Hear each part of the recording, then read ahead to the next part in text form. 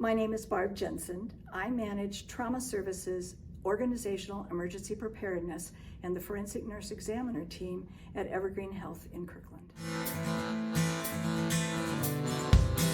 So if you're thinking about getting prepared for an emergency, the very best time for you to start is yesterday. Families can start by going on my favorite website, which is called ready.gov. Families there will find templates, downloadable programs for you to get your family prepared. You start by figuring out what risks do you face. You also need to look at your family. Who are you preparing for? Are you responsible for elders? Do you have an infant in the home or toddlers?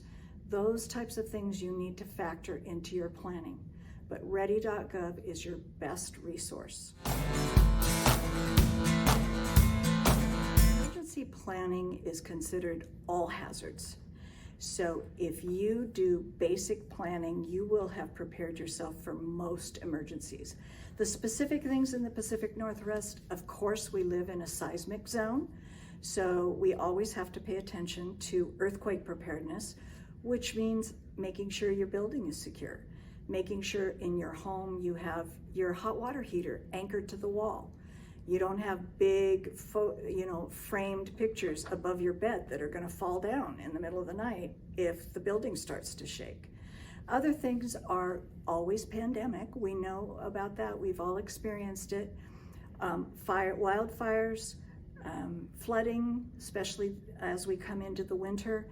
There's always the risk of volcanic eruption, which we all remember Mount St. Helens and Mount Rainier and Mount Hood are very much alive and well. So look at where you live specifically, think about the specific events, but those are the kind of global ones that we all need to be aware of. We as citizens really need to be prepared with our families for 7 days. It will take that long to mobilize resources from the north, the south, and the east to get to us. So we need to take that responsibility and prepare for ourselves, and now is the time to start. Everyone should have a go bag and think about your planning for any hazard. So you want to have food, you want to have water, you want to have some dry clothes, and during the winter you want to have layers. Polar fleece is great, wool socks, hats, gloves. During the summer, more water, sunscreen, a hat, those kinds of things. And again, you need to have food and water that caters to those members of your family. A toddler is not going to eat, canned rations, and an infant is not going to eat canned rations. So you need to think in terms of what you're preparing for. And again,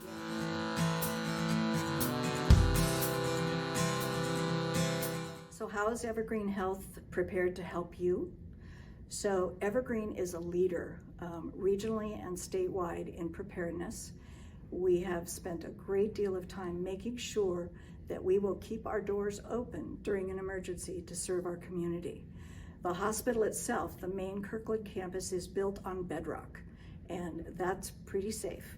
We also have a functional well on campus that allows us to put non-potable water, so it's not drinkable, but think about it serves the boilers, it can serve sterilization, it can serve plumbing, all of those kinds of things. So that is a very unique quality.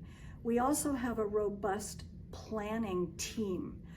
EvergreenHealth was the first one in our region to send leaders from our facility to a very specific disaster training program in Anniston, Alabama, called the Center for Domestic Preparedness.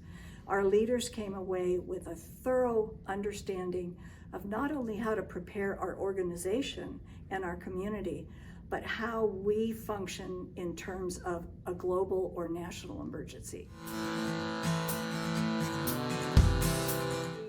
Start preparing now. I think we've all gotten a little tired after 2.5 years of pandemic, but there are lots of other risks besides infectious disease, and we need, as citizens, to get prepared now.